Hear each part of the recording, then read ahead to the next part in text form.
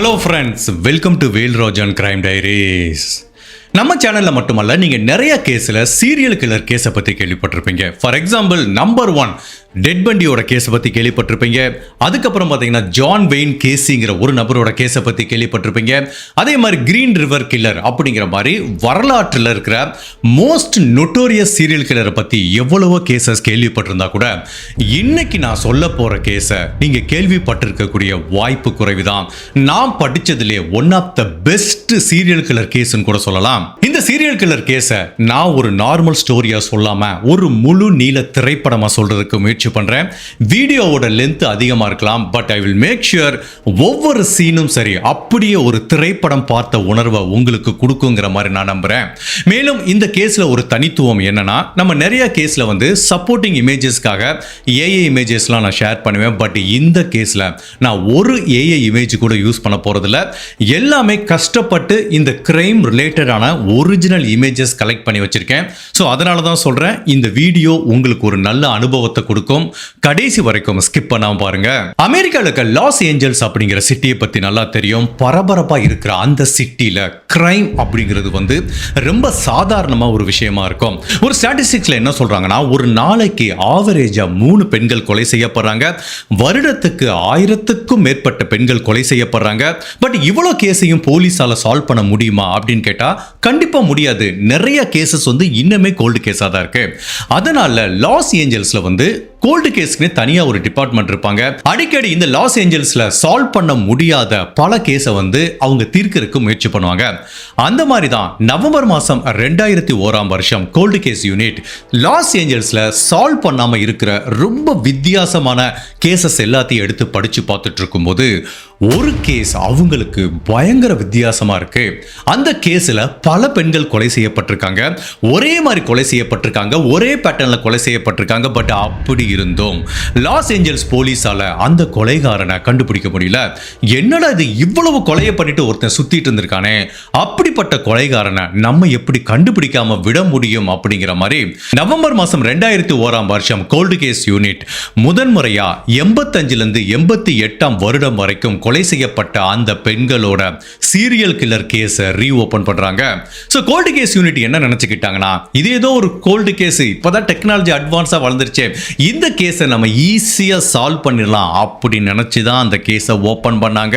But அதுக்கப்புறம் இந்த கேஸ்ல லாஸ் ஏஞ்சல்ஸ் போலீஸ் டிபார்ட்மெண்ட்டுக்கு கிடைச்ச ஒவ்வொரு அதிர்ச்சியும், ஒவ்வொரு தகவலும், ஒவ்வொரு திருப்பங்களும் நம்ம கற்பனைக்கும் அப்பாற்பட்டது. இப்படியெல்லாம் கூடவா ஒரு சீரியல் கில்லர் கேஸ் இருக்கும், இப்படியெல்லாம் கூடவா ஒரு கொலை நடக்கும்னு இந்த வழக்கு நம்ம எல்லாத்தையும் ரொம்பவே ஆச்சரியப்படுத்த போகுது. சோ ஃபர்ஸ்ட் இவ்வளவு பில்டப் கொடுக்கிறதுனால இந்த வழக்குல என்ன நடந்துச்சு அப்படிங்கறத கோல்டு கேஸ் யூனிட் ஒன்னு அனலைஸ் பண்ண ஆரம்பிக்கிறாங்க. ஃபார் எக்ஸாம்பிள், ஒரு சீரியல் கில்லர் கேஸ் இருக்குன்னா அதுல ஒரு 10 கொலை நடந்திருக்குன்னா ஒவ்வொரு கொலையும் எங்க நடந்தது, எப்ப நடந்தது, என்ன தடயம் கிடைச்சது, இதுக்கு முன்னாடி அதை இன்வெஸ்டிகேட் பண்ணவங்க என்ன மாதிரி தடயங்களை எடுத்தாங்க, எப்படி இன்வெஸ்டிகேட் பண்ணாங்க, பட் ஏன் அந்த கேஸை சால்வ் பண்ண முடியல, அதுல நம்ம என்ன ஓவர் லுக் பண்ணியிருக்கோம் அப்படிங்கிறத கண்டுபிடிச்சு அந்த வழக்கை தீர்க்க முயற்சி பண்ணுவாங்க. ஸோ அந்த மாதிரி தான் கோல்டு கேஸ் யூனிட் கிட்டத்தட்ட 15 வருடங்கள் பின்னோக்கி போய் இந்த சீரியல் கில்லர் கேஸ்ல நடந்த ஒவ்வொரு கேஸையும் டீகோட் பண்ண ஆரம்பிக்கிறாங்க. இந்த கேஸை பொறுத்த வரைக்கும் முதல் கொலை எப்ப நடந்திருக்குன்னா, ஆகஸ்ட் மாசம் 10ஆம் தேதி 1985 இந்த லாஸ் ஏஞ்சல்ஸ்ல இருக்கிற வெர்மாண்ட் அப்படிங்கிற ஒரு ஏரியால தான் இந்த கொலை நடந்திருக்கு. இந்த கொலை எங்க நடந்திருக்குன்னா, ஆலிவேஸ்னு சொல்லுவாங்க. அதாவது தமிழ்ல சொல்லப்போனா ஒரு சந்துங்கிறது என்ன, 2 பக்கம் ஒரு சுவர் இருக்கும், நடுவுல இடைப்பட்ட ஒரு குறுகிய ஏரியாவுக்கு பேர் தான் நம்ம தமிழ்ல சந்துன்னு சொல்லுவோம். பட் ஆலிவேஸ் அப்படிங்கிறது 2 சுவர் இருக்க ஏரியா. பட் இடையில பாத்தீங்கன்னா ஒரு கார் போற அளவு கூட இடம் இருக்கும், அவ்வளவு பெரிய ஏரியா இருக்கும். பட் மோஸ்ட் ஆஃப் அந்த ஆலிவேஸை டம்ஸ்டர் குப்பை தொட்டி வைக்கிறதுக்கு யூஸ் பண்ணுவாங்க. நிறைய பேர் இல்லீகலா போய் போதை மருந்து சாப்பிடுறது, தண்ணி அடிக்கிறது, இல்ல இந்த மாதிரி பாலியல் தொழில் பண்றதுக்கு, அந்த மாதிரி மோசமான பல விஷயங்களை ஆலிவேஸ்ங்கிற இந்த சந்துக்குள்ள தான் நிறைய கிரைம் நடக்கிறதுக்கு பயன்படுத்துவாங்க. சோ அப்படிப்பட்ட இந்த ஒரு சந்துக்குள்ள தான் ஆகஸ்ட் மாசம் 10ஆம் தேதி அந்த பக்கம் போன நபர் ஒரு பெண்ணோட சடலத்தை கண்டுபிடிச்சிருக்காரு. சோ போலீஸுக்கு இதை பத்தி தகவல் கொடுக்கிறாரு. போலீஸ் அந்த கிரைம் சீனுக்கு வர்றாங்க. அந்த பெண்ணோட சடலத்தை செக் பண்ணி பார்க்கும்போது ஆல்மோஸ்ட் அழுகிய நிலையில இருக்கு. அந்த பெண் ஒரு அமெரிக்க கருப்பினத்தை சேர்ந்தவங்கன்னு தெரிய வருது. இப்போ அந்த உடலை பிரேத பரிசோதனைக்கு எடுத்துட்டு போறாங்க. அந்த பெண்ணோட ஃபிங்கர் பிரிண்டை வச்சு அந்த பெண்ணோட ஐடென்டிட்டியை கண்டுபிடிக்கிறாங்க. அந்த பெண்ணோட பேரு டெபார் ஜாக்சன். அவங்களுக்கு 23 வயசு ஆகுது. இவங்க என்ன பண்றாங்க அப்படின்னா, கொஞ்ச நாளைக்கு முன்னாடி வீட்டில் நிறைய போதை மருந்துக்கு அடிமையானதுனால வீட்டை விட்டு அடிச்சு துரத்திடுறாங்க. அங்கங்க தெரு தெருவா சுத்தி கிடைக்கிற சின்ன சின்ன வேலையை பார்த்துட்டு நிறைய போதை மருந்துக்கு அடிமையான ஒரு கேரக்டரா தான் இருந்திருக்காங்க. பட் அதே டயத்தில் பாலியல் தொழில் பண்ற பெண் கிடையாது. இப்ப என்னதான் அந்த பெண்ணோட உடல் டீகம்போஸ் ஆகியிருந்தா கூட அந்த பெண்ணோட மரணம் எப்படி நிகழ்ந்திருக்குன்னு கண்டுபிடிக்கிறாங்க. ஒரு 3 துப்பாக்கி குண்டுகள் அவங்களோட இருதயத்துல தொலைச்சதுனாலதான் இந்த டெபார்ங்கிற பெண்ணோட மரணம் நிகழ்ந்திருக்கு. அதாவது 25 கேலிபர்ங்கிற துப்பாக்கியை வச்சு தான் இந்த பெண்ணை கொலை பண்ணிருக்காங்க. கொலை பண்றதுக்கு முன்னாடி அந்த பெண் கிட்ட அந்த கொலைகாரன் தவறா நடந்ததுக்குரிய தடயம் கிடைக்குது. பட் இந்த இன்சிடென்ட் நடந்தது 1985 வருஷம். அப்போ டிஎன்ஏங்கிற டெக்னாலஜி கிடையாது. பட் அப்படி இருந்தா கூட கொலைகாரனோட பயாலஜிக்கல் மெட்டீரியல், அதாவது தமிழ்ல புரியுற மாதிரி சொல்லணும்னா கொலைகாரனோட விந்து அணுக்களை இந்த பெண்ணோட உடம்புல இருந்து எடுத்து வச்சுக்கிறாங்க. 1985ல என்னதான் டிஎன்ஏ கண்டுபிடிக்க முடியாம இருந்தா கூட அந்த கொலைகாரனோட பிளட் குரூப் என்னங்கிறத கண்டுபிடிக்க முடியும். சோ பேசிக்கா இந்த தடயங்களை கலெக்ட் பண்ணி வச்சுக்கிறாங்க. அந்த கொலைகாரனோட பயாலஜிக்கல் மெட்டீரியலும் தடயமா சேர்த்து வச்சுக்கிறாங்க. பட் அன்பார்ச்சுனேட்டா 1985ல இவ்வளவுதான் பண்ண முடியும். அதுவும் ஒரு குறுகிய சந்துக்குள்ள நைட்டு நேரம் இந்த கிரைம் நடந்ததுனால ஐ விட்னஸும் இல்ல, சிசிடிவி கேமராவும் இல்லங்கிறதுனால போலீஸ் எவ்வளவோ முயற்சி பண்ணியும் கூட இந்த வழக்கை அவங்களால தீர்க்க முடியல. சோ இந்த கொலை நடந்தது ஆகஸ்ட் மாசம் 10ஆம் தேதி 1985 வருஷம். இந்த கொலை நடந்து கரெக்டா ஒரு வருடம் கழிச்சு ஆகஸ்ட் மாசம் 12ஆம் தேதி 1986 வருஷம் இதே மாதிரி ஆலிவேஸ்ங்கிற ஒரு குறுகிய சந்துக்குள்ள ஒரு மேட்ரஸ், நிறைய பேர் குப்பையை போடுவாங்க, வீட்டுக்குள்ள இருக்க மேட்ரஸ் சோஃபா எல்லாத்தையும் கொண்டு போட்டுட்டு போவாங்க. அந்த மாதிரி தான் ஒரு மேட்ரஸ் இருக்கு. அந்த பக்கம் நடந்து போன ஒரு நபர் அந்த மேட்ரஸை பார்க்கும்போது அந்த மேட்ரஸுக்கு வெளியில ஒரு பெண்ணோட கால் தெரியறத பார்க்கறாரு. உடனே பதட்டமாயி போலீஸ் டிபார்ட்மெண்ட் கால் பண்றாரு. வந்து பார்க்கும்போது அது ஒரு பெண்ணோட சடலம்னு தெரியுது. அந்த பெண் கொலை செய்யப்பட்டு ஒரு 2-3 நாள் இருக்கலாம்னு தெரியுது. அந்த பெண்ணோட ஃபிங்கர் பிரிண்டை வச்சு அவங்களோட பேரு ஹென்ரியட்டாங்கிறது தெரிய வருது. அந்த பெண்ணுக்கு 34 வயசு ஆகுது. முதல் கொலை செய்யப்பட்ட டெபார்ங்கிற பெண்மணி மாதிரியும் இவங்களும் போதை மருந்துக்கு அடிமையானவங்க. இவங்களோட மரணம் எப்படி நிகழ்ந்திருக்கலாம், முதல் கொலை மாதிரி தான் துப்பாக்கியால சுட்டு கொலை பண்ணிருக்காங்க. அதுக்கு முன்னாடி இந்த பெண்ணை பாலியல் வன்புணர்வு பண்ணிருக்காங்க. இந்த பெண்ணும் அமெரிக்கா கருப்பினத்தை சேர்ந்தவங்க தான். ஸோ இந்த 2 கொலையும் போலீஸால லிங்க் பண்ணி பார்க்க முடியுது. ஒரே மாதிரி பேட்டர்ன்ல இருக்கிற 2 பெண்களை தேர்ந்தெடுத்து ஒரே மாதிரி கொலை பண்ணிருக்கான். அதே மாதிரி 2ஆவதா கொலை செய்யப்பட்ட பெண்ணோட உடம்புல இருந்தும் கொலைகாரனோட பயாலஜிக்கல் மெட்டீரியல் எடுக்கிறாங்க. அதோட பிளட் குரூப்பை டெஸ்ட் பண்ணி பார்க்கும்போது முதல் கொலை பண்ண அந்த கொலைகாரனோட பிளட் குரூப்போட மேட்ச் ஆகுது. இதை எல்லாத்தையும் தாண்டி போலீஸுக்கு இருக்கிற குழப்பமான விஷயம் என்ன அப்படின்னா, நம்ம எல்லாத்துக்குமே தெரியும் துப்பாக்கியால சுடும்போது அதுக்குள்ள இருந்து ஷெல் கேஸ்னு ஒன்று வெளியில வரும். அது எல்லா கிரைம் சீன்லையும் கண்டுபிடிக்க முடியும். பட் இந்த 2 கிரைம் சீன்லையும் என்னதான் அந்த பெண்களும் 3 டைம் துப்பாக்கியால சுட்டு கொலை பண்ணியிருந்தா கூட அந்த ஷெல் கேஸை போலீஸால கண்டுபிடிக்க முடியல. அதுக்குரிய விடை என்னன்னு தெரியல. மேபி அவன் ஒரு ஸ்மார்ட்டான கொலைகாரனா இருக்கலாம், இந்த ஷெல் கேஸை கையில எடுத்துட்டு போயிருக்கலாம். So what ever it is, இந்த 2 கொலைகளும் நடந்தது 25 கேலிபர் துப்பாக்கியை வச்சு. பிளஸ் இந்த 2 கிரைம் சீன்லையும் கிடைச்ச தடயங்கள் போலீஸுக்கு என்ன சொல்லுதுன்னா, இந்த 2 கொலையையும் ஒரே நபர் பண்ணியிருக்கிறதுக்கு நிறையவே வாய்ப்பு இருக்கு. இந்த முதல் கொலையும் 2வது கொலையும் நடந்த இடைப்பட்ட டைம்லைன் பார்த்தீங்கன்னா 1 வருடம் இடைவெளி இருந்திருக்கு. பட் இந்த கொலை நடந்து, அதாவது 2வது கொலை நடந்து கிட்டத்தட்ட ஒரு 4 மாசம் கழிச்சு ஜனவரி மாசம் 10ஆம் தேதி 1987 வருஷம் 911க்கு ஒரு ஃபோன் வருது. அந்த ஃபோன்ல ஒரு நபர் பதட்டமா பேசுறாரு. அவர் என்ன சொல்றாருன்னா, சார் இந்த மாதிரி ஒரு ஆலிவேஸ் இருக்கு, அந்த பக்கம் நான் நடந்து போயிட்டு இருந்தேன். அப்போ ஒரு குப்பை தொட்டி மாதிரி ஒரு ஏரியா சார், அதுல ஒரு பெண்ணோட சடலம் இருக்கு. அந்த சடலத்துக்கு மேல யாரோ ஒரு நபர் கேஸ் டேங்க போட்டு அந்த பெண்ணை எரிக்க முயற்சி பண்ணா சார். என்ன பார்த்தோன்னா பயந்து ஓடிட்டான் அப்படிங்கிற மாதிரி ஒரு நபர் ஃபோன் பண்ணி சொல்றாரு. எந்த இடத்துலங்கிற தகவலையும் சொல்றாரு. இப்ப போலீஸ் அந்த நபரோட பேரை கேட்கிறாங்க. அவர் பயந்துட்டாரு. இல்ல என்னோட பேரை நான் சொல்ல விரும்பல, நான் அனானிமஸா இருந்துக்கிறேன், நான் போலீஸுக்கு தகவல் கொடுக்கணும்னு விரும்புறேன் அப்படிங்கிற மாதிரி அந்த நபர் சொல்றாரு. சரி, நீங்க ஒன்னு பாத்தீங்களா, அந்த கொலைகாரனோட ஃபேஸை பார்த்தீங்களான்னு கேட்குறாங்க. இல்லை நான் பார்க்கறதுக்குள்ளே அவன் பயந்துட்டு ஓடிட்டாங்கிற மாதிரி அந்த நபர் சொல்கிறாரு. சரி, இப்போ நீங்கள் அந்த நபரை பார்த்து எவ்வளோ நேரம் இருக்கும் அப்படின்னு கேட்குறாங்க. ஒரு 30 நிமிஷம் இருக்குங்கிற மாதிரி இவர் சொல்றாரு. சரி, நீங்க வேற ஏதாவது பார்த்தீங்களா அப்படின்னு கேட்டதுக்கு அந்த நபர் யோசிக்கிறாரு. நான் இன்னொரு விஷயத்தையும் பார்த்தேன். இந்த ஆலிவேஸ்க்குள்ள இருந்து ஒரு வேன் வந்துட்டு போச்சு. அந்த வேன் ப்ளூ கலரும் ஒயிட் கலரும் சேர்ந்து பெயிண்ட் அடிச்சிட்டு இருந்தது. அந்த வேனோட பிளேட் நம்பரை நான் 3 டிஜிட் மட்டும் பார்த்தேங்கிற மாதிரி ஒரு 3 டிஜிட் நம்பரை சொல்லிட்டு இதுக்கு மேல என்ன தொந்தரவு பண்ணாதீங்கன்னா அந்த நபர் வந்து போனை கட் பண்ணிடுறாரு. பட் இதுவே அந்த நபர் கொடுத்தது நிறைய வேல்யூபிளான இன்ஃபர்மேஷன். இப்போ இவர் சொன்ன இடத்துக்கு போலீஸ் போறாங்க. அதே மாதிரி அந்த ஆலிவேஸ்க்குள்ள குப்பை தொட்டிக்குள்ள ஒரு பெண்ணோட சடலம் இருக்கு. அந்த பெண்ணோட சடலத்தை இந்த மாதிரி ஒரு கேஸ் டேங்கை போட்டு எரிக்கிறதுக்கு முயற்சி பண்ணியிருக்காங்க. அதுக்குள்ளேயும் போலீஸ் போயிட்டாங்க. இப்போ அந்த பெண்ணோட உடலை எடுத்து அந்த பெண்ணோட ஃபிங்கர் பிரிண்ட்டை வச்சு செக் பண்ணி பார்க்கும்போது அந்த பெண்ணோட பேரு பார்பராங்கிறது தெரிய வருது. அந்த பார்பராக்கு 23 வயசாகுது. அவங்க அம்மா கிடையாது, அவங்க அப்பா கூடயும் தன்னோட வளர்ப்பு தாய் கூடயும் இருந்துட்டு வராங்க.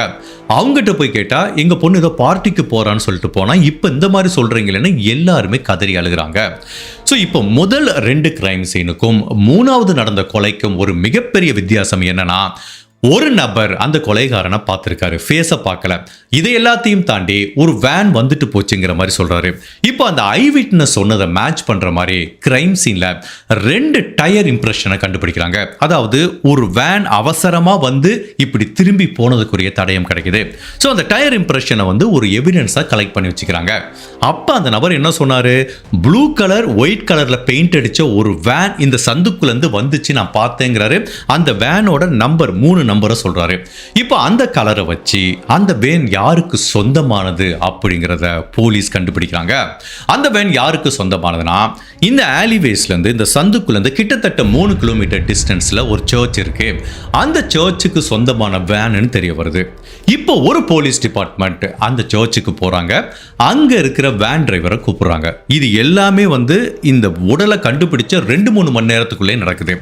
அதை எதுக்கு உடனே பண்றாங்கன்னா, இப்போ ஒரு நபர் துப்பாக்கியால சுடுறாருன்னா கண்ணுக்கு தெரியாம அந்த துப்பாக்கிலிருந்து வர கேஸ் பார்ட்டிகல், இதுக்கு பேர் வந்து கன் ரெசிடியூன்னு சொல்லுவாங்க. அதாவது கண்ணுக்கு தெரியாத புகை வந்து நம்ம கையில படிஞ்சிருக்கும். இன்கேஸ் அந்த வேன் டிரைவர் வந்து இந்த கொலையை பண்ணிட்டார். இப்போ உடனே அந்த வேன் டிரைவரை பிடிக்கிறாங்க. அந்த வேன்ல இன்னொரு நபரும் வந்திருக்காரு.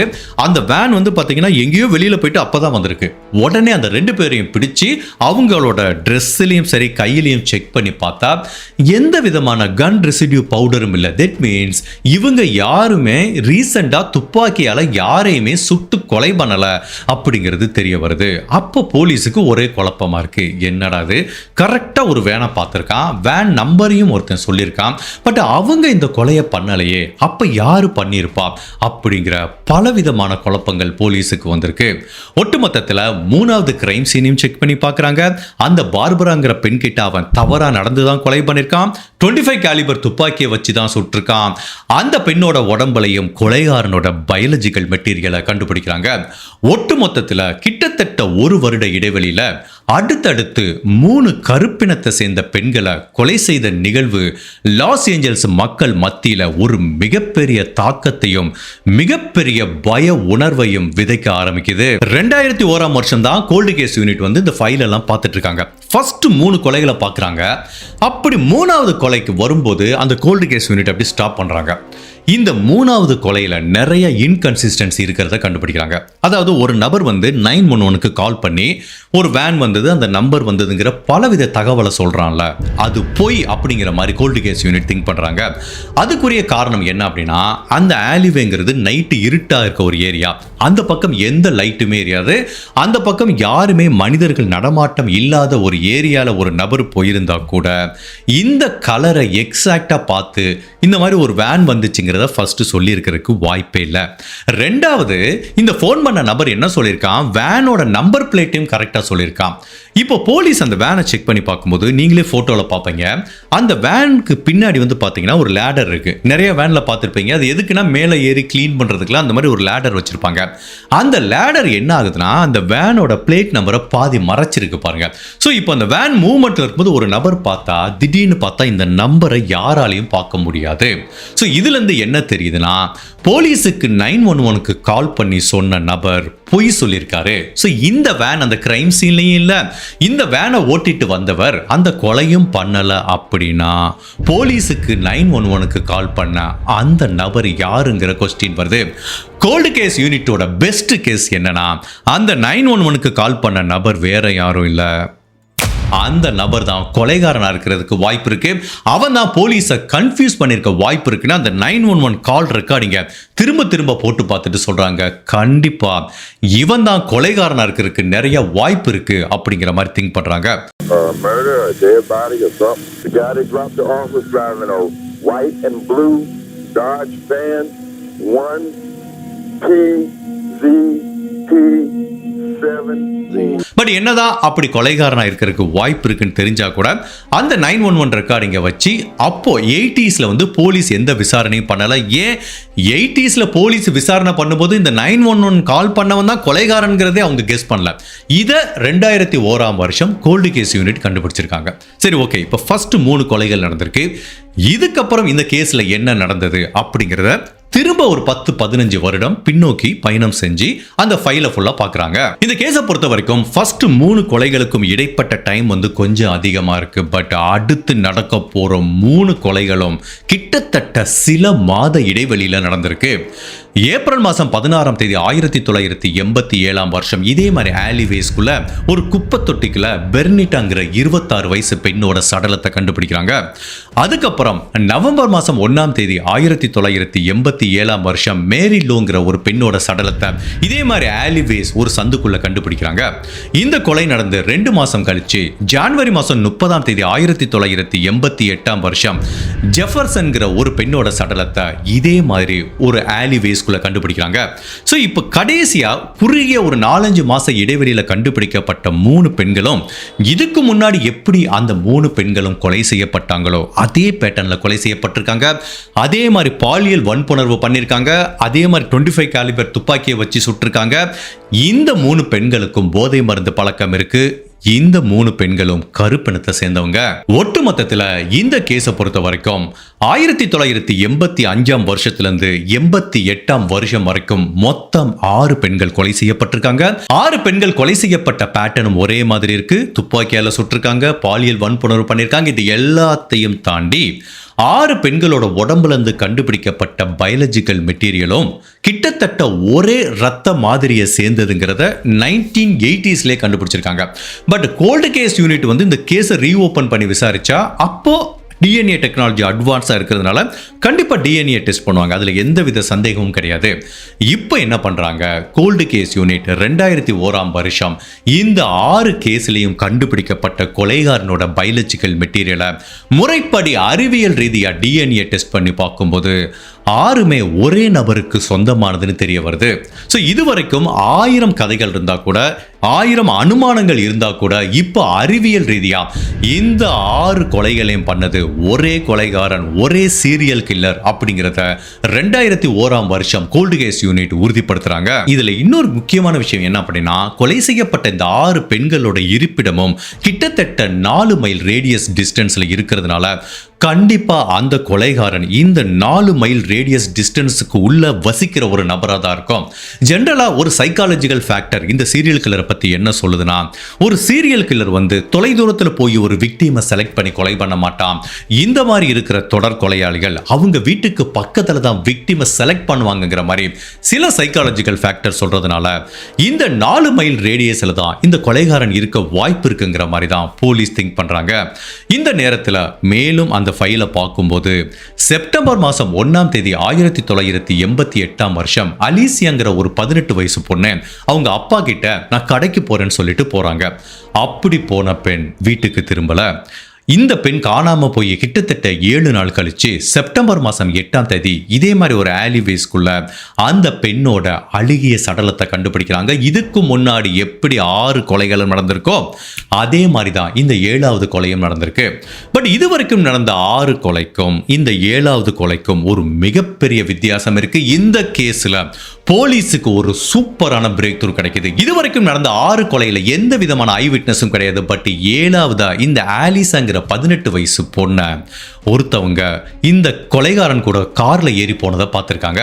அந்த பெண் என்ன பண்ணிருக்காங்க, ஒரு சூப்பர் மார்க்கெட்டுக்குள்ள போயிருக்காங்க. சூப்பர் மார்க்கெட்ல இருந்து வெளியில வந்திருக்காங்க. அப்படி வெளியில வந்த பெண் ஒரு கார்ல இருக்க ஒரு நபர் கூட நெடுநேரம் பேசிட்டு இருந்திருக்காங்க. அதுக்கப்புறம் அந்த நபர் கூட கார்ல ஏறி போயிருக்காங்கிறது தெரிய வருது. இதுதான் இந்த கேஸ்ல ஒரு மிகப்பெரிய பிரேக் த்ரூவா பார்க்கப்படுது. அப்ப அந்த ஐ விட்னஸ் என்ன சொல்றாங்கன்னா, அந்த காரோட கலர் ரொம்ப யூனிக்கா இருந்தது. அது ஒரு ஆரஞ்சு கலர்ல இருந்தது.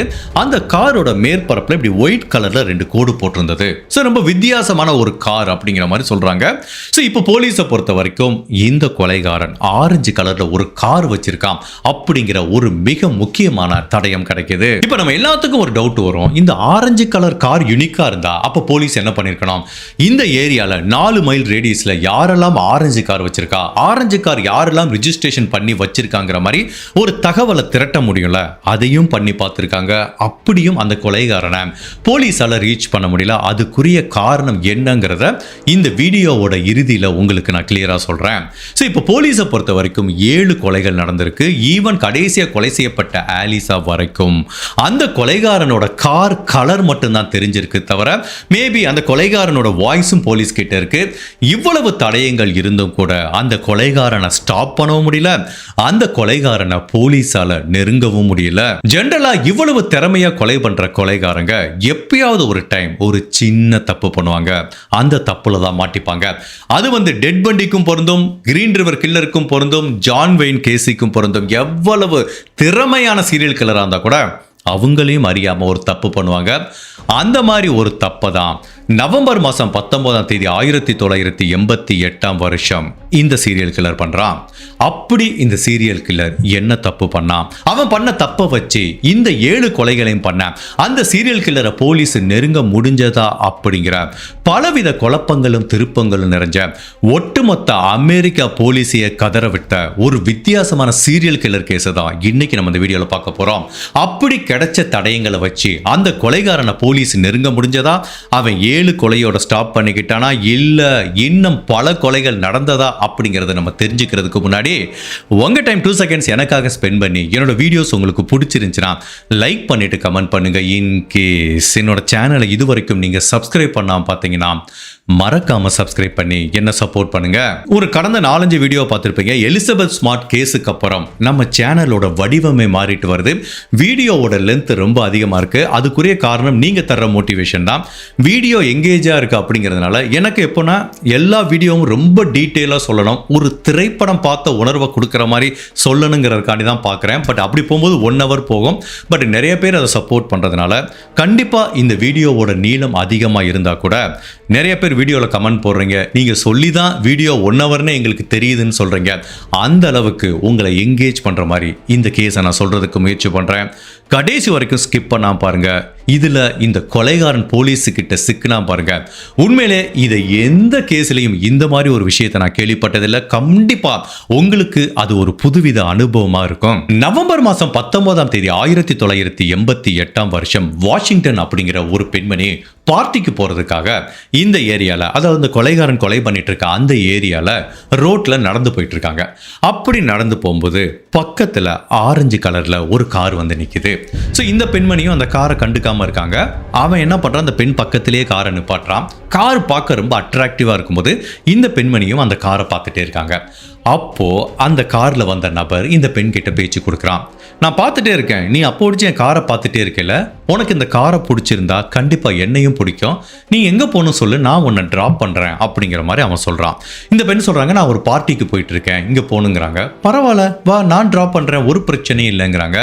இந்த பெண்ணுக்கு கொஞ்சம் தயக்கமா இருந்தா கூட சரி கார் நல்லா இருக்கு, பரவாயில்ல நம்மளுக்கு லிஃப்ட் தானே கொடுக்குறான்னு சொல்லி அந்த காருக்குள்ள பேசஞ்சர் சீட்டுக்குள்ள ஏறி உட்கார்றாங்க. இப்போ அந்த நபரும் இந்த பெண் கிட்ட ரொம்ப கேஷுவலா பேச ஆரம்பிக்கிறான். அந்த கார் வந்து அப்படியே மெயின் ரோட்ல டிராவல் ஆகி போயிட்டு இருக்கு. ஒரு ஸ்டேஜில் இவங்க எங்க பார்ட்டிக்கு போகணுமோ அந்த ரோட்டுக்கு போகாம ஒரு இடத்துல அந்த கார் அப்படியே யூ டர்ன் எடுக்குது. இப்போ இவங்க கேட்குறாங்க, எதுக்கு காரை திருப்புறன்னு கேட்குறாங்க. இல்லை நம்ம கொஞ்ச நேரம் ரிலாக்ஸாக பேசலாம், அதுக்கப்புறம் உன்னை கண்டிப்பாக அந்த பார்ட்டியில் போய் நான் ட்ராப் பண்ணிடுறேங்கிற மாதிரி சொல்கிறான். இந்த பெண்ணுக்கும் சரி ஓகே நல்ல பையனா இருக்கான், கொஞ்சம் ஜாலியா அவங்க கூட பேசிட்டு இருக்கலாங்கிற மாதிரி இந்த கார் அப்படியே யூ டர்ன் அடிக்குது. அப்படியே இவன் காரை ஓட்டிட்டு போகும்போது கொஞ்சம் ஐசோலேட்டடான ஒரு ஏரியாவுக்கு கார் எடுத்துட்டு போறான். அதுக்கப்புறம் பார்த்தீங்கன்னா ஒரு ஆலிவேஸ், அதாவது 2 சந்துக்குள்ளேயும் இடைப்பட்ட ஒரு அடர்ந்த பகுதிக்குள்ள எடுத்துட்டு போறான். அப்ப இந்த பெண்ணோட அனுமானம் என்னன்னா, சரி இவன் நம்ம கிட்ட ஏதோ ரொமான்ஸா இருக்க ட்ரை பண்றான், நம்மளும் ஜாலியா இருப்போமே அப்படிங்கிற மாதிரி ஒரு நினைப்புல அவங்களோட கார்ல போறாங்க. அப்படி எப்போ அந்த அடர்ந்த பகுதிக்குள்ள போகும்போது அவனோட பேச்சில் சில மாற்றங்கள் தெரியுது.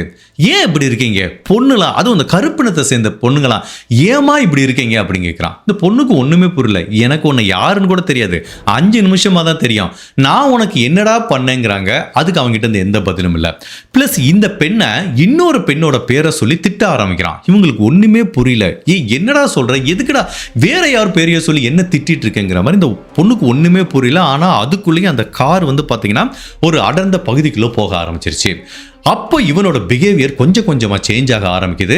இவனோட பேச்சு வழக்கில் ரொம்ப வித்தியாசம் தெரியுது. அப்போ அந்த பெண் புரிஞ்சுக்கிட்டாங்க இவன் ஒரு ஆபத்தான ஆளு, இனிமேல் இந்த இடத்துல இருக்கக்கூடாதுன்னு கார் கதவை திறந்து வெளியில போக முயற்சி பண்ணும்போது அவன் சொல்றான், நீ இன்னொரு தடவை காரை விட்டு வெளியில போக முயற்சி பண்ணனா உன்னை நான் திரும்பவும் துப்பாக்கியால சுடுவேங்கிறான்.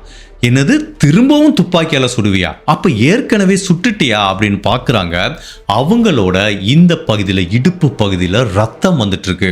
உண்மையிலேயே அவங்களுக்கு புரியல, நம்மளுக்கு ஏன் வழியே தெரியலன்னு தெரியல. பிகாஸ் அவங்க ஏற்கனவே தப்பிச்சு போற பதட்டத்தில் இருந்ததுனால இந்த துப்பாக்கி குண்டுகள் பாஞ்சது அவங்களால உணர முடியல. பட் எப்போ பார்த்தாங்களோ ரத்தம் வருது, அவங்க ட்ரெஸ் ஃபுல்லா ரத்தம் ஆயிடுச்சு. அப்போ அவன் என்ன பண்றான், அந்த பெண்ணை வலுக்கட்டாயமா பாலியல் வன்புணர்வு பண்ண ஆரம்பிக்கிறான். அதுக்கு முன்னாடி அந்த பெண் அப்படி அடிபட்டு கிடக்காங்க. அந்த பெண்கிட்ட தவறா நடக்கிறதுக்கு முன்னாடி காருக்குள்ளே வச்சு நிறைய போட்டோ எடுத்துக்கிறான். போட்டோ எடுத்துட்டு அந்த பெண் ஏற்கனவே துப்பாக்கி குண்டு பாஞ்ச வழியில துடிச்சிட்டு இருக்கும்போது அந்த வலியோடையும் வேதனையோடையும் அந்த பெண் கிட்ட பாலியல் வன்புணர்வு பண்றான்.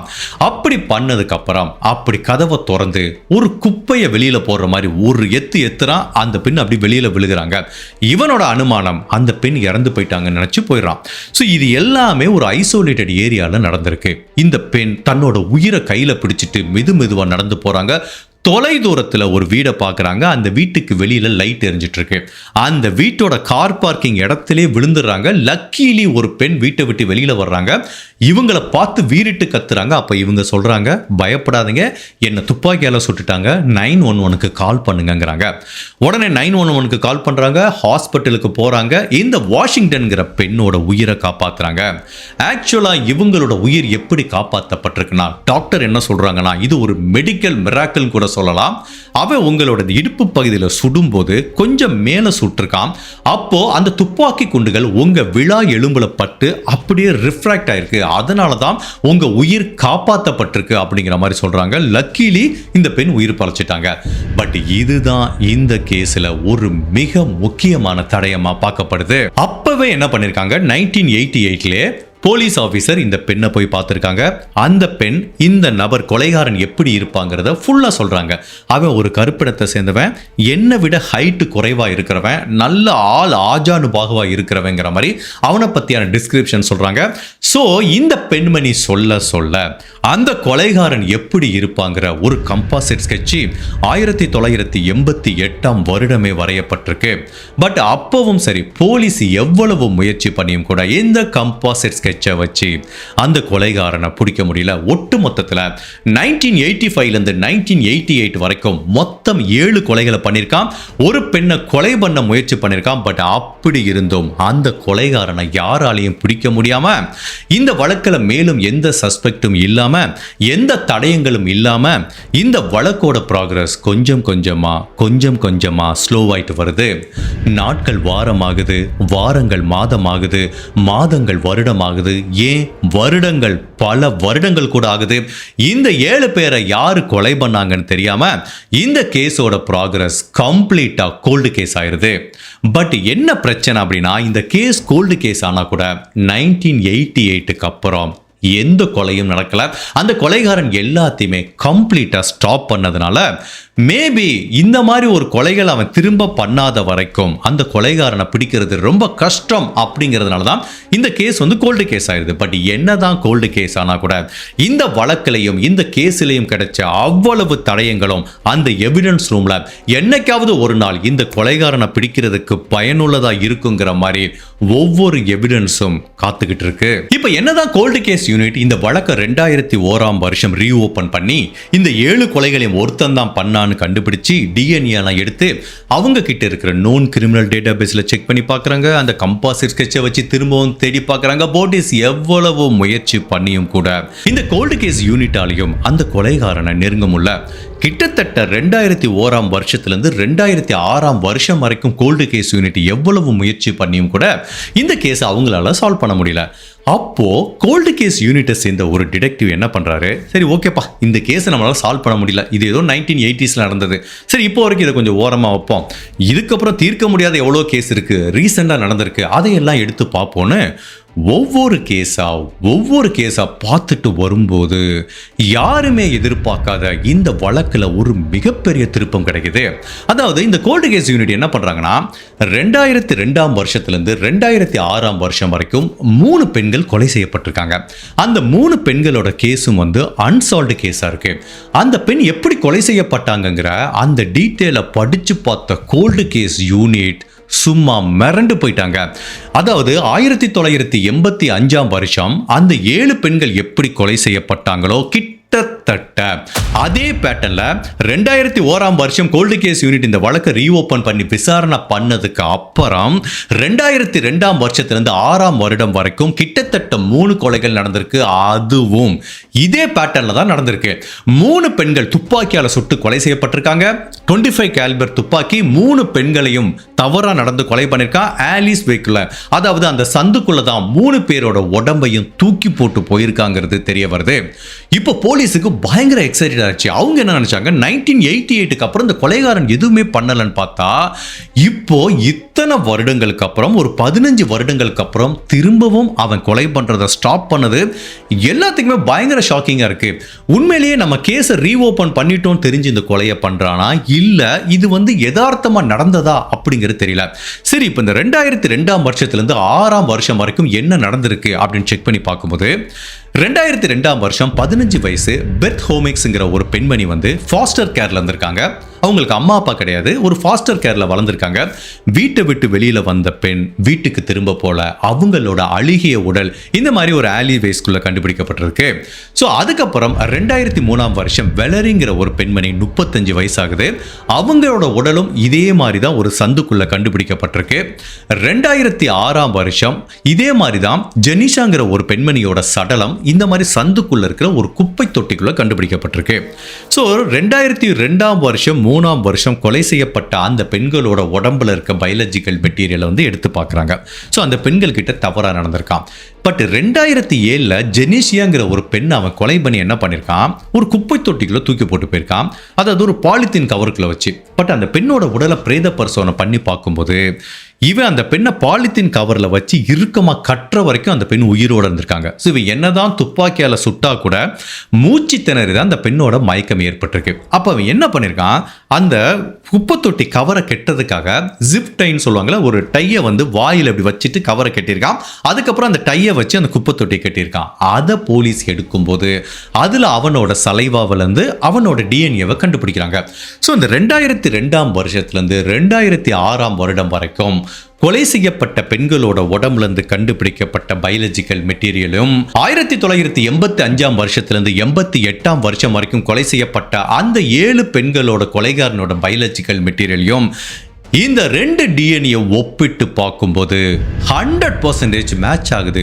ஸோ சந்தேகமே கிடையாது, பல வருடங்களுக்கு முன்னாடி கொலை பண்ண அந்த கொலைகாரன் நம்ம கோல்டு கேஸ் யூனிட் அந்த கேஸை ரீஓபன் பண்ணதுக்கு அப்புறம் திரும்பவும் அவன் அதே மாதிரி கொலைகளை பண்ண ஆரம்பிக்கிறான். இது எப்படி இருக்குன்னா, நான் ஏதோ பேசாமல் ஸ்டாப் பண்ணிட்டு போனேன்ல, நீ எதுக்கு திரும்ப ரீஓப்பன் பண்ணல, இப்போ பாரு நான் திரும்ப என்ன பண்ணுறேங்கிற மாதிரி ஒட்டுமொத்த காவல்துறைக்கும் முடிஞ்சா என்னை பிடிச்சி பாருடா அப்படிங்கிற மாதிரி சவால் விட்ட மாதிரி தான் போலீஸுக்கு இந்த வழக்கு சவாலாக இருக்கு.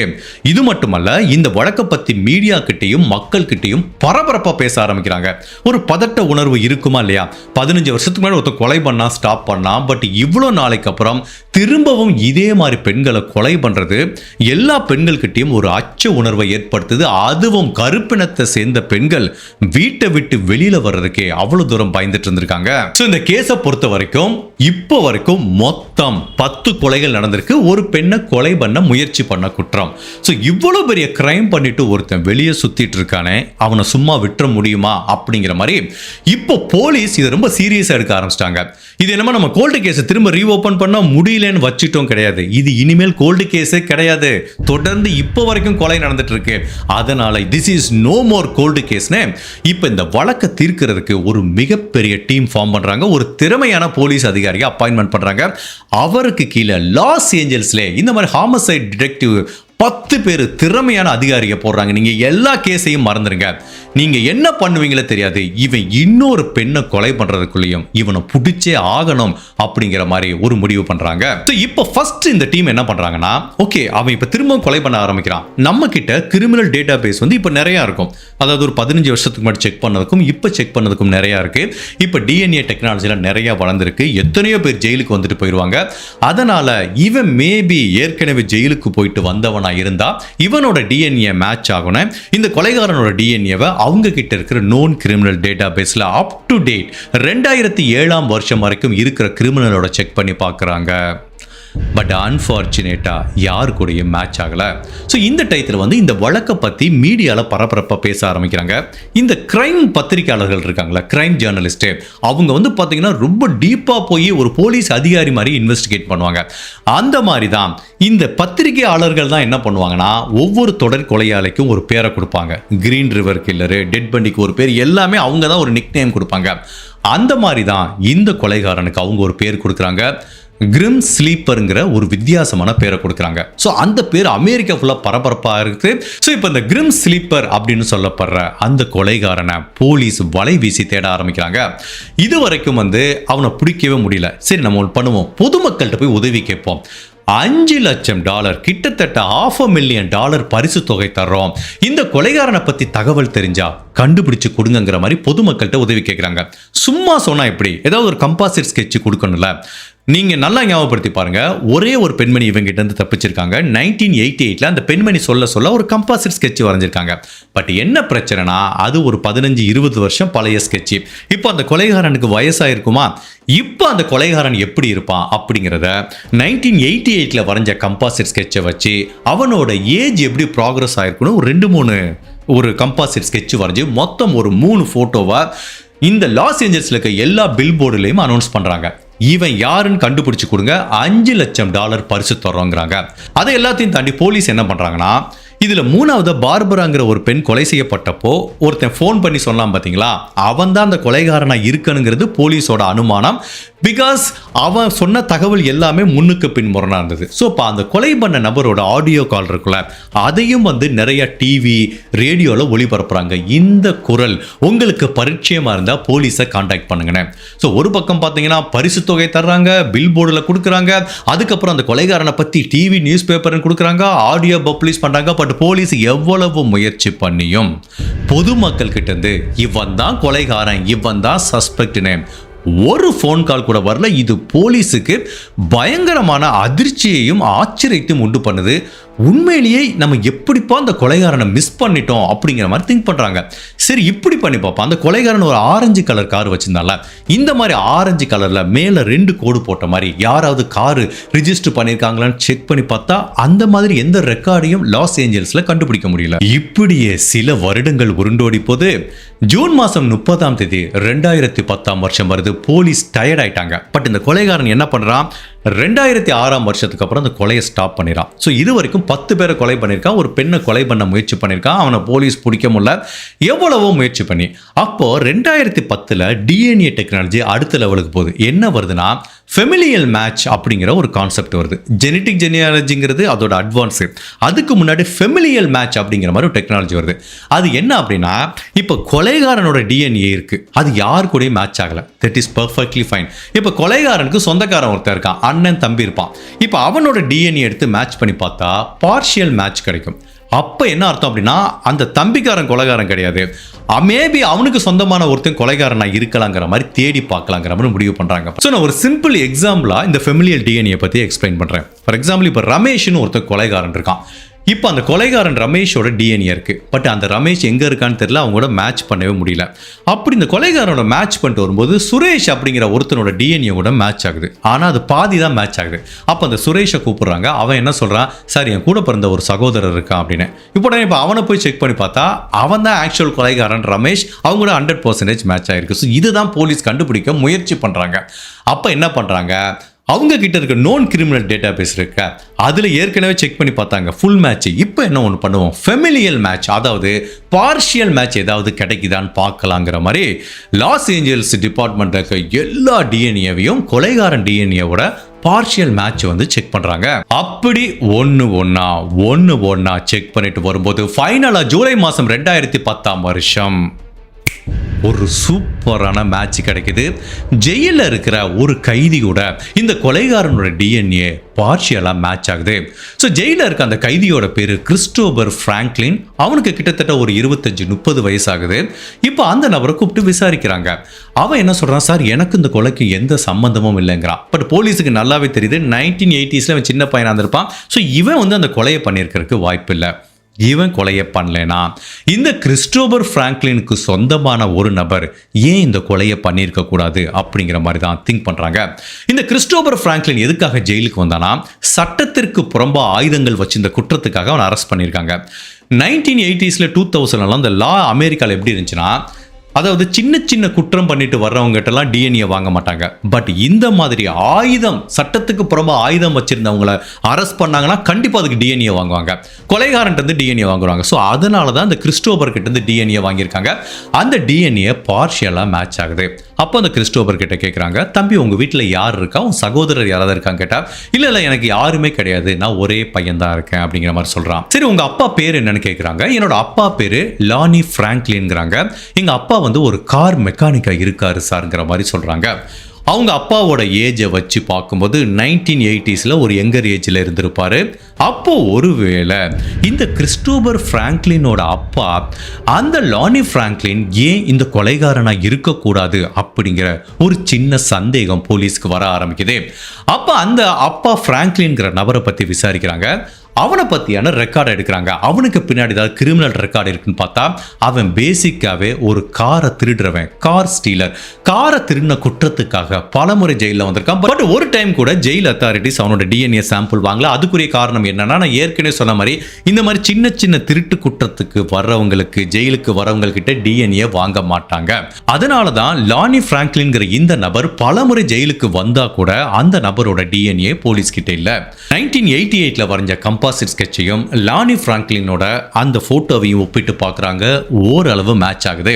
ஸோ ஏற்கனவே இந்த நபரை ஒரு பெண் வந்து நேராக பார்த்துருக்காங்க. அவங்க சொன்ன ஹைட்டு எல்லாத்தையும் வச்சு பார்க்கும்போது மேபி இந்த கிறிஸ்டோபரோட அப்பா லானி ஃப்ராங்க்லின் தான் கொலைகாரனா இருக்கிறதுக்கு நிறைய வாய்ப்பு இருக்குங்கிற மாதிரி திங்க் பண்றாங்க. பட் அப்படி இருந்தா கூட அவங்கிட்ட போய் டிஎன்ஏ வாங்குறதுக்கு போலீஸ் கிட்ட பெர்மிஷன் இல்லை. அதுக்கெல்லாம் கோர்ட்டு கேஸ்ன்னு போனோம்னா இந்த கொலைகாரன் வந்து உஷாராகி தப்பிச்சிடறதுக்கும் வாய்ப்பு இருக்கு. அப்போ போலீஸ் என்ன பண்ணுவாங்கன்னா, கொஞ்சம் இது ஒரு பேக்ரவுண்டு டெக்னிக் தான், அவனுக்கு தெரியாம அவனோட டிஎன்ஏவை கண்டுபிடிக்க முயற்சி பண்ணுவாங்க. இப்போ 24 மணி நேரமும் லானி ஃப்ராங்க்லின்கிற இந்த கார் மெக்கானிக்கை ஃபாலோ பண்ண ஆரம்பிக்கிறாங்க. ஸோ அப்போ ஜூலை மாதம் 5ஆம் தேதி 2010 அவன் என்ன பண்ணுறான், தன்னோட கேர்ள் ஃப்ரெண்டோட ஒரு பார்ட்டிக்கு போகிறான். போலீஸ் ஆஃபீஸரும் அந்த பார்ட்டிக்கு பின்னாடியே போகிறாங்க. அது வந்து ஒரு பர்த்டே பார்ட்டி. ஸோ பர்த்டே பார்ட்டினா நிறைய சாப்பாடு பரிமாறுவாங்க, பீஸா, ட்ரிங்க்ஸு எல்லாம் பரிமாறுவாங்க. அது வந்து ஒரு ஹோட்டலில் நடக்குது. அப்போ ஒரு போலீஸ் ஆஃபீஸர் அந்த ஹோட்டல் ஓனர் கிட்ட, மேனேஜர் கிட்ட பேசி இந்த வழக்கோட தீவிரத்தை புரிய வச்சு, அவர் அங்கே வேலை பார்க்குற ஒரு வெயிட்டர் மாதிரி, நான் இதை சர்வ் பண்ணுறேன், இந்த லானி ஃப்ராங்க்லின் சாப்பிட்ற சாப்பாட்டோட மீதத்தை மட்டும் நாங்கள் எடுத்துப்போம் அப்படிங்கிற மாதிரி ஒரு அக்ரிமெண்ட்ல உள்ள போறாங்க. ஸோ ஒரு உயர் அதிகாரியே அங்கே வேலை பார்க்குற சர்வெண்ட் மாதிரி வந்து இந்த பார்ட்டியில் சர்வ் பண்ணுறாங்க. அதுவும் இந்த லானி ஃப்ராங்க்லின் எந்த டேபிளில் இருக்காரோ அங்கே எல்லாமே சர்வ் பண்ணுறாங்க. அவன் ஃபர்ஸ்ட் ஒரு பீஸா சாப்பிட்றான், அதுக்கப்புறம் வந்து ஒரு கோக் ட்ரிங்க்ஸ் குடிக்கிறான், அதுக்கப்புறம் ஃபோர்க் இருக்குல்ல அதை வச்சு தான் சாப்பிட்றான். ஸோ அவனோட வாயில எச்சில்ல படுற மாதிரி பலவித ஐட்டங்கள் அவன் பண்றதுனால அவன் சாப்பிட்டு முடிக்கிற வரைக்கும் வெயிட் பண்றாங்க. எப்போ அவன் சாப்பிட்டு முடிக்கிறானோ அந்த ரிமைன்ஸ் எல்லாத்தையும் போலீஸ் ஆஃபீஸர் எடுத்துக்கிறாங்க. எடுத்துட்டு நேரா லேபுக்கு அனுப்புறாங்க. அப்படி லேப்ல போறாங்க, டெஸ்ட் பண்றாங்க. கிட்டத்தட்ட ஒரு 4 நாள் கழிச்சு லேப்ல இருந்து ரிப்போர்ட் வருது. சார், சந்தேகமே கிடையாது, நீங்க தேடிட்டு இருக்க அந்த கிரிம் ஸ்லிப்பர்ங்கிற கில்லர் இவன் தான், நீங்க தாராளமா போய் அரெஸ்ட் பண்ணலாங்கிற மாதிரி சொல்றாங்க. கிட்டத்தட்ட 25 வருஷம் லாஸ் ஏஞ்சல்ஸ் போலீஸ்ல கண்ணில் விரலை விட்டு ஆட்டி கிட்டத்தட்ட 10க்கும் மேற்பட்ட பெண்களை கொடூரமா கொலை பண்ண இந்த கிரிம் ஸ்லிப்பர் அப்படிங்கிற அந்த கொலைகாரனோட ஐடென்டிட்டி என்னங்கிறது உறுதி செய்யப்படுது. லானி பிராங்க்லின் அப்படிங்கிற இந்த நபர் தான் அந்த கொலைகாரங்கிற மாதிரி உறுதி செய்யப்படுது. இப்போ அவனோட வீடையே போலீஸ் சரவுண்ட் பண்றாங்க. அப்படி ஒரு பெரிய போலீஸ் டிபார்ட்மெண்ட்டே போறாங்க. மேலே ஹெலிகாப்டர் பறந்துட்டு இருக்கு.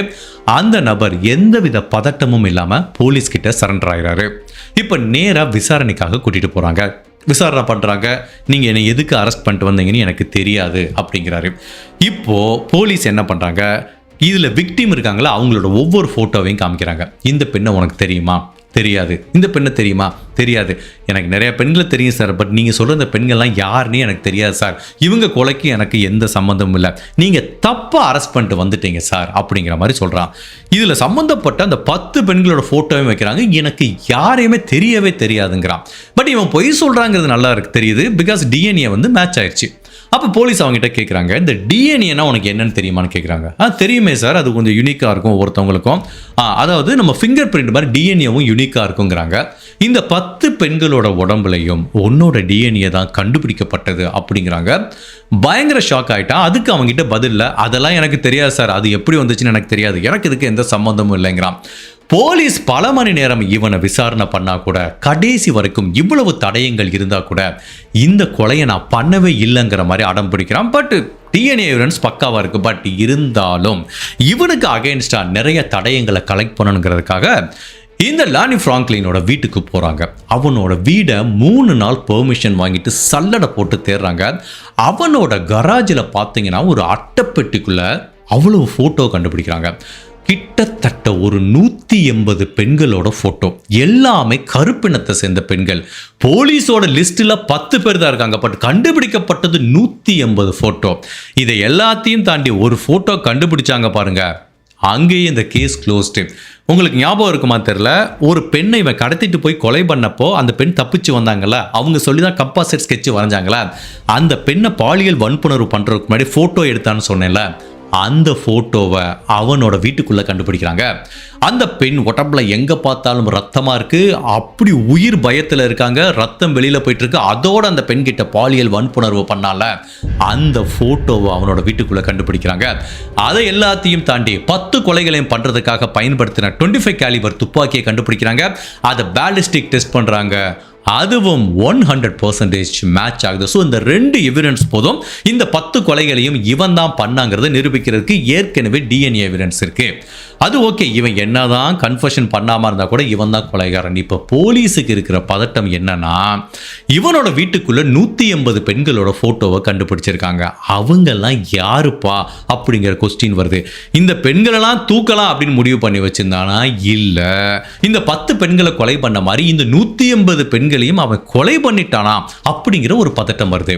அப்போ போலீஸ் என்ன பண்றாங்கன்னா, ஒரு பெரிய போர்டுல இந்த 180 பெண்களோட போட்டோ ஃபுல்லா அப்படி வைக்கிறாங்க. அதை வந்து டிவி நியூஸ் பேப்பர்ல அனௌன்ஸ் பண்றாங்க.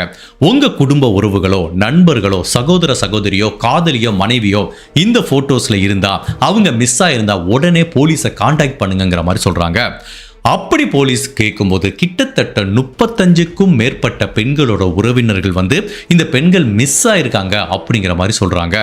அப்பதான் போலீஸுக்கு புரியுது, நம்ம நினைச்சிட்டு இருந்தது தவறு. இவன் 1988 வருஷத்திலிருந்து 2002 வருஷம் வரைக்கும் எந்த கொலையும் பண்ணல நினைச்சிட்டு இருந்தோம். பட் பண்ணியிருக்கான். நம்ம தான் அதை கண்டுபிடிக்கல. அந்த கேஸை நம்ம தான் லிங்க் பண்ணி பார்க்கல. இவன் ஒட்டு மொத்தத்தில் 85 ஆரம்பிச்சு 2006 வருஷம் வரைக்கும் தொடர்ந்து கொலை பண்ணியிருக்கான். மொத்தம் 180 மேற்பட்ட பெண்களை கொலை பண்ணியிருக்கான் அப்படிங்கிறது தெரியுது. பட் அதில் ஒரு 35 பெண்களோட ஐடென்டிட்டி தான் தெரியுது. மீதம் இருக்கிற பெண்கள் யாருன்னே தெரியல. அதோட விசாரணை வந்து இன்னுமே போயிட்டு தான் இருக்கு. பட் இந்த கேஸை பொறுத்த வரைக்கும் இவன் என்னதான் 34 பெண்கள் வந்து அவங்க உறவினர்கள் கம்ப்ளைண்ட் கொடுத்தா கூட இவன் 10 பேரை கொலை பண்ண வழக்கில் மட்டும்தான் இவனுக்கு தண்டனை வாங்கி தர முடியும். ஏன்னா அதில் தான் போலீஸுக்கு எவிடன்ஸ் இருக்கு. மிச்சம் இருக்க பெண்களோட உடலையும் கண்டுபிடிக்கல, அதை இவன் தான் ஏதாவது பண்ணானாங்கிறது நிரூபிக்க முடியாது. ஸோ இவன் இந்த 10 பேரை கொலை பண்ண வழக்கு, ஒரு பெண்ணை கொலை பண்ண முயற்சி பண்ண வழக்குன்னு 11 வழக்கில் பல ஆதாரங்களை திரட்டி இந்த வழக்கோட விசாரணை அமெரிக்க நீதிமன்றத்துக்கு போகுது. பல நாள் விசாரணைக்கு அப்புறம் அமெரிக்க நீதிபதி தரமான சிறப்பான ஒரு தீர்ப்பு சொல்றாங்க. அந்த தீர்ப்புல என்ன சொல்றாங்க அப்படின்னா, உண்மையிலேயே இவ்வளவு பெண்களை இவ்வளவு கொடூரமா கொலை பண்ண நீ இந்த உலகத்துல உயிரோட வாழ்றதுக்கு தகுதி இல்லை, அதனால உனக்கு நான் மரண தண்டனை கொடுக்குறேங்கிற மாதிரி தீர்ப்பு எழுதுறாங்க. இந்த தண்டனையை எந்த ஸ்டேஜ்லையும் நாங்கள் ரத்து பண்ண மாட்டோங்கிறாங்க. அந்த தண்டனையை கொடுத்ததுக்கு அப்புறம் நீதிபதி ஒரு வார்த்தை சொன்னாங்கல்ல, அப்படியே எனக்கெல்லாம் உடம்பு புல்லரிச்சிருச்சு. அவங்க என்ன சொன்னாங்கன்னா, இந்த தண்டனை உனக்கு கொடுத்தது வந்து பழி வாங்குற நடவடிக்கை இல்லை, ரீவெஞ்ச் இல்லை, செத்து போன அந்த பெண்களுக்கு நான் கொடுக்குற நியாயம், ஜஸ்டிஸ் அப்படிங்கிற மாதிரி சொன்னாங்க பாருங்க. அவன் அப்படியே தலையை குனிஞ்சிட்டான், ஒரு வார்த்தை எதிர்த்து பேசல. கோர்ட்டில் எல்லாருமே கிளாப் பண்ணாங்க. ஸோ ஃபைனலாக இந்த லானி ஃப்ராங்க்லின்கிற நபர் தன்னோட மரண தண்டனைக்காக டெத் ரோல பல வருடங்கள் வெயிட் பண்ணிட்டு இருந்திருக்கான். அப்படி வெயிட் பண்ணிட்டு இருக்கும்போது இவனை அரெஸ்ட் பண்ணுறப்பயே இவனுக்கு கிட்டத்தட்ட ஒரு 50 வயசுக்கு மேலாச்சு.